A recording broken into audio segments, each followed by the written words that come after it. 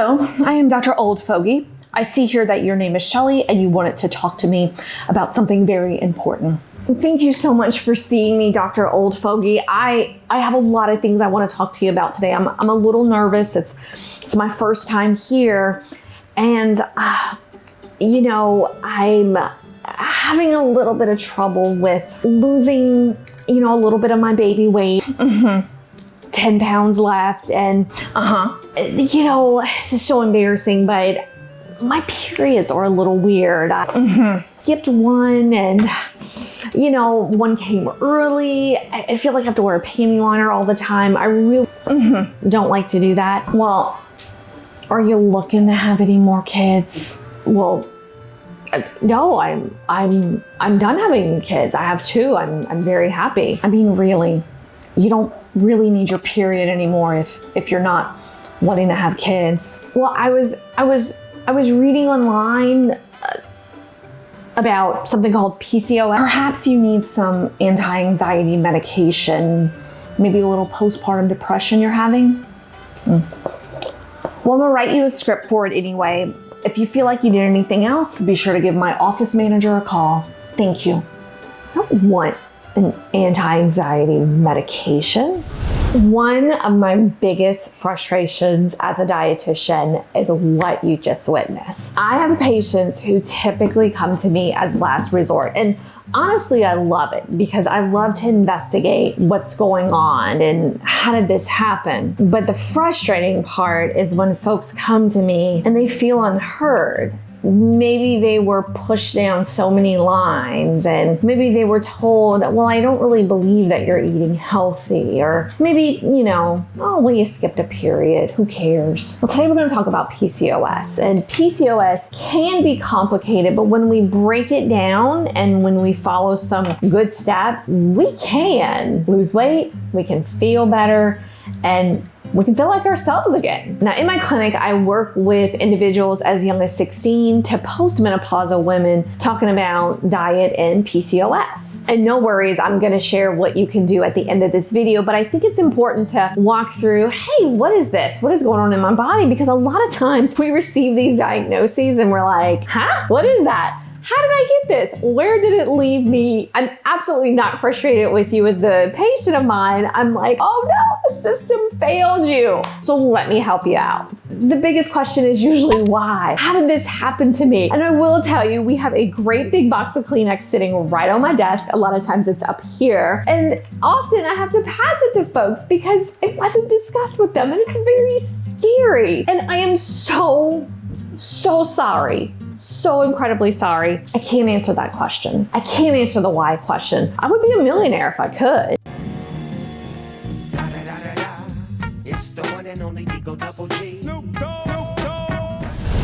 But I can't. But what I can tell you is how we can work with it. Here's a little food for thought. It is believed that PCOS is related to a lot of factors, one of them being genetics. Maybe mama had it, maybe an auntie had it, but really folks look at high levels of androgens, which is a male hormone. The high levels of androgens can prevent us from releasing an egg, and plus it can lead to that hair growth that we might find, especially in kind of male areas, the mustache, the tummy area, the upper back. Often we'll see high levels of insulin in women with PCOS as well. In other words, many women with PCOS are insulin resistant. Now, typically PCOS is classified or is diagnosed by a couple of factors. One of them is that we may find cysts in the ovaries, but note, you do not have to have cysts in the ovaries to receive a diagnosis of PCOS. And remember, we talked about another reason is that high level of androgens. And then we can see the enlarged ovaries. And that brings me to my first myth about PCOS, is that every single person with PCOS is overweight or obese. And that's not true. While it is a symptom, we find that only about half folks with PCOS are considered overweight or obese. Now, here are some symptoms that I really want you to pay attention to if you feel like you may have PCOS or, had the diagnoses and you're like, how did this happen?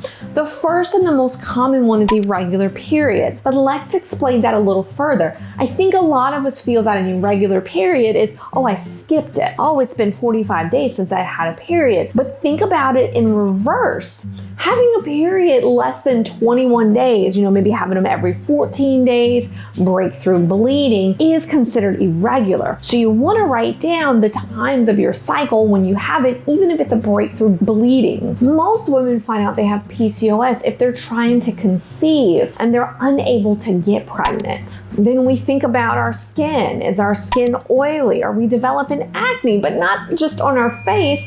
Think about areas of the chest, maybe even our back area. Is it oily? And is this all of a sudden like, hey, what happened? To continue, thinning hair or male pattern baldness. And this can be really embarrassing and really devastating to our self-esteem to experience that. And here are two shocking symptoms, two we don't think about, and we really sit down and talk about this. And that is dark patches on the skin, but in particular on the back of the neck, really increases in our armpit area, and it almost has a velvet soft-like texture in addition to skin tags developing in that same area. And folks will say, why does this happen? And it's directly related to the high levels of insulin that can be in our body. Now remember, you don't have to have all the symptoms, but I always think it's important to go over that to see, hey, yes, this did happen to me. And if you haven't had a diagnosis of PCOS and you're watching this and you're a little concerned, I would encourage you to connect with your doctor. Often I have ladies who come into my clinic as a patient and they're concerned about PCOS and maybe didn't feel heard. So I say, call your doctor, OB-GYN, and here's exactly how I would do it. I would ask, hi, this is Shelly. I may be a new patient. I'm wondering if you do specific diagnoses of PCOS. Great question to ask. And if they sound, kind of shocked or anything of that sort, then you might want to run away and move on, kind of like we did from Dr. Oldfogy earlier. But what they'll do is they'll do a couple different things for their appointment. They're going to definitely do a physical exam. They're going to take your weight. They might do some measurements with you. They possibly will take a blood test to determine the hormone levels in your body and also to rule out any other issues. And then they probably are going to do a pelvic exam. And that's so they can see, hey, do we have anything going on in that area? Possibly an ultrasound to see the size of the ovaries. So be prepared for an exam, and that's not a bad thing, that's a good thing. We want to rule out, anything else that's going on in the body. I do want to say I am so blessed as a dietitian. I work with some of the most amazing doctors and nurses who really listen to their patients, they listen to them. And if you do live in my area, which is Louisiana, and you feel like this is a concern and you want to become a client of mine, you can scroll down and email me. But also note, I can, recommend you to go to certain doctors who do these tests and who you feel comfortable with. If you don't live in Louisiana, I can possibly help you find somebody. So don't be embarrassed to shoot me an email, shoot me a DM saying, hey, I live here. Do you know somebody? Because I work with some other wonderful dietitians who could possibly do a referral. So just know that that does exist for you. So now what? What do? We have this diagnosis and, is it the end of the world? It's not. And that's what makes me so happy. We can definitely work together, but it's not going to be following the 1990s low fat plan. What we need to do is follow a low glycemic index plan, which some will call keto, which I actually call it keto and anti-inflammatory, but you have to understand that you want to follow it correctly and you don't want to just do anybody's plan. And so let me break it down for you real quick. In a couple of videos, I did 2 of them. I did the 5 fruits to avoid for inflammation and PCOS, and I did the 5 vegetables, and it was ranked on a glycemic index scale.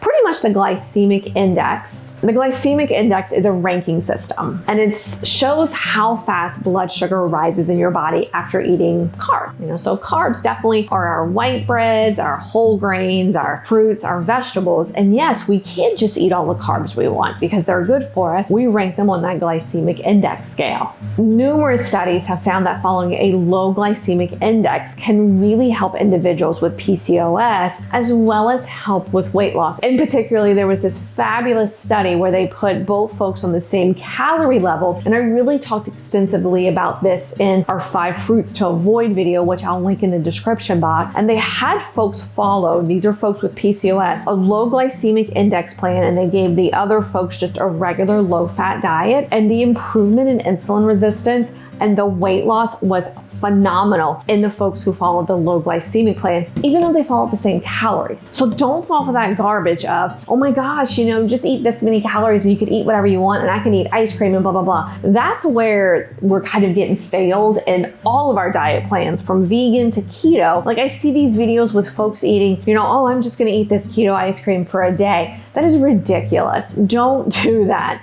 You wanna really follow low glycemic foods because it's almost like you're cheating the system, which I don't want you to do. I want you to get better. Like we said, following the low GI diet can improve insulin levels. Now, this isn't talked about a lot. Insulin, it's found that insulin can increase testosterone levels. And for somebody with PCOS, we definitely don't want to do that because the more testosterone in our body, the more, again, we get the things. We get the hair right here. We get the back acne. We get a little bit of that hair loss. So my goodness, that is our goal. Our goal is to improve the insulin levels in your body. Now, when working with patients, we really sit down and develop a plan, and I'm gonna tell you the backstory of that. We talk about bringing 3 things into our life. The first one is water. Well, why water, Shelly? I don't get it. Well, number 1, water helps with hydration.